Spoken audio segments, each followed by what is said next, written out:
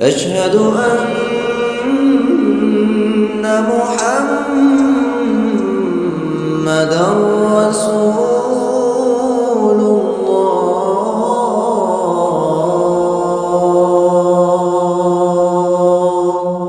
بسم اللہ الرحمن الرحیم۔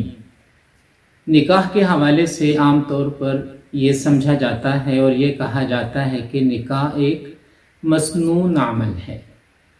اس میں کوئی شک نہیں ہے کہ نکاح ایک مسنون عمل ہے۔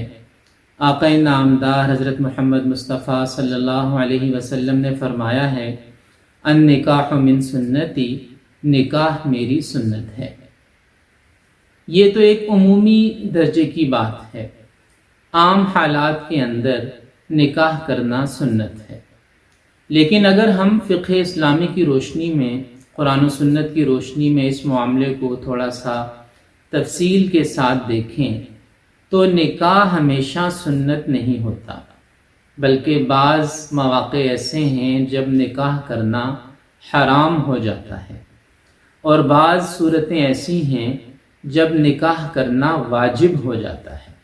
یعنی سنت ہونا یہ عمومی حالات کی بات ہے، لیکن بعض خاص حالات میں نکاح کرنا کبھی حرام ہو جاتا ہے اور کبھی نکاح کرنا واجب ہو جاتا ہے۔ تو آج کی اس نشست میں ہم یہ سمجھنے کی کوشش کریں گے کہ وہ کون سے حالات ہیں جن میں نکاح کرنا واجب ہو جاتا ہے، اور وہ کون سے حالات ہیں جن میں نکاح کرنا حرام ہو جاتا ہے۔ تو سب سے پہلے تو یہ سمجھیں کہ نکاح کرنا واجب کب ہوتا ہے۔ اگر کوئی شخص ایسا ہے کہ جو حقوق زوجیت ادا کرنے پر پوری طرح قادر بھی ہے، اور بیوی کی رہائش اور نان نفقہ یعنی جیب خرچ، اس کے علاج، معالجہ، لباس و پوشاک اور سکنا یعنی رہائش کا انتظام کرنے پر بھی پوری طرح قادر ہے، حقوق زوجیت پر بھی پوری طرح قادر ہے، اور اس کے لیے ایک مناسب رشتہ بھی دستیاب ہے، یعنی شادی کے راستے میں کوئی رکاوٹ نہیں ہے، اور اس سب کے ساتھ ساتھ اس سے یہ اندیشہ بھی ہے کہ اگر اس نے نکاح نہ کیا تو نکاح نہ کرنے کی صورت میں وہ کسی گناہ میں مبتلا ہو جائے گا، اپنی عفت و عصمت اور پاک دامنی کو کھو بیٹھے گا۔ تو ایسے شخص کے لیے نکاح کرنا صرف سنت نہیں ہے، بلکہ اس کے لیے نکاح کرنا واجب کے درجے میں ہے۔ اس شخص پر نکاح کا کرنا فرض ہے، لازم ہے، واجب ہے، کیونکہ رکاوٹ بھی کوئی نہیں ہے نکاح کرنے میں، شادی کرنے میں، اور نکاح نہ کرنے کی صورت میں مبتلا گناہ ہونے کا اندیشہ بھی ہے، تو اس کے لیے نکاح کرنا واجب ہے۔ اور دوسرا شخص جس کے لیے نکاح کرنا حرام ہے، یہ بھی ایک بڑی عجیب سی بات لگتی ہے کہ نکاح کرنا حرام کیسے ہو سکتا ہے۔ تو یاد رکھنا چاہیے کہ ایک شخص ایسا ہے جس کے پاس حقوق زوجیت پوری کرنے کی صلاحیت موجود نہیں ہے، اور وہ بیوی کے نان نفقہ یا سکنا یا علاج، معالجہ اور دوسرے لوازمات کا انتظام بھی نہیں کر سکتا، تو اس شخص کے لیے نکاح کرنا ہی جائز نہیں ہے۔ بنیادی طور پر نکاح کا جو مقصد ہے نسل انسانی کو آگے بڑھانا، اگر کوئی شخص اس سے ہی محروم ہے، حقوق زوجیت کے ادا کرنے پر قادر نہیں ہے، تو ایسے شخص کو شریعت میں نکاح کرنے کی اجازت نہیں ہے۔ فقہاء کرام نے یہ بات بڑی صراحت کے ساتھ لکھی ہے کہ ایسے شخص کو جو شادی کے قابل نہیں ہے، اس شخص کو نکاح کرنے کی بھی اجازت نہیں ہے۔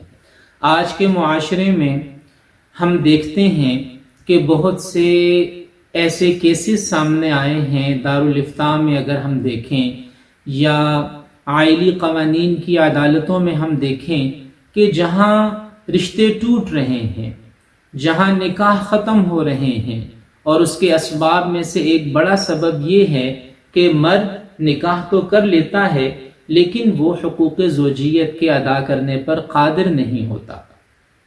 بلکہ ہم تو یہ سمجھتے ہیں کہ شادی سے پہلے مردوں کو اپنا جائزہ لینا چاہیے، میڈیکل ٹیسٹ کروانے چاہیے، اپنی جسمانی صحت کا، اپنی جسمانی حالت کا پوری طرح جائزہ لے کر پھر نکاح اور شادی کے عمل میں لگنا چاہیے۔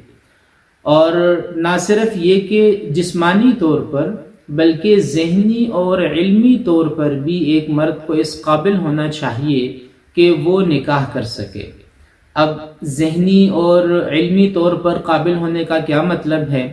ذہنی طور پر شادی کے قابل ہونے کا مطلب یہ ہے کہ اس کی عمر مناسب ہو، اور دوسری بات یہ ہے کہ نکاح صرف ایک مرد اور عورت کے رشتے کا نام نہیں ہے، بلکہ نکاح کے ذریعے خاندان کی بنیاد رکھی جاتی ہے، نکاح کے ذریعے خاندان وجود میں آتا ہے۔ اس مرد نے، اس لڑکے نے کل کو باپ بننا ہے اور اس پر ایک باپ کی ذمہ داریاں عائد ہونی ہیں، تو ذہنی طور پر اسے اس قابل ہونا چاہیے کہ وہ اس ذمہ داری کو نبھا سکے۔ اور علمی طور پر نکاح کے قابل ہونے کا مطلب یہ ہے کہ اسے نکاح اور طلاق سے متعلق شرعی ضابطوں کا پتہ ہو، اور جو قانونی ضابطے ہیں ان کا بھی علم ہو۔ اب ہمارے ہاں ہوتا یہ ہے کہ لوگ شادی کے بعد بلکہ طلاق دینے کے بعد طلاق کے مسائل پوچھ رہے ہوتے ہیں۔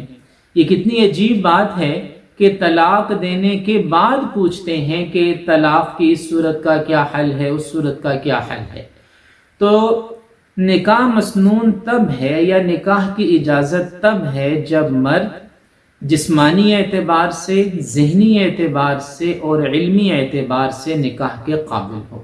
اور یہ بات تو ہم اچھی طرح سمجھ گئے کہ عام حالات میں نکاح سنت ہے، لیکن خاص حالات میں کبھی نکاح واجب بھی ہو جاتا ہے اور کبھی حرام بھی ہو جاتا ہے۔ اللہ پاک ہمیں شریعت اسلامیہ کو سمجھ کر اس پر عمل کرنے کی توفیق عطا فرمائے۔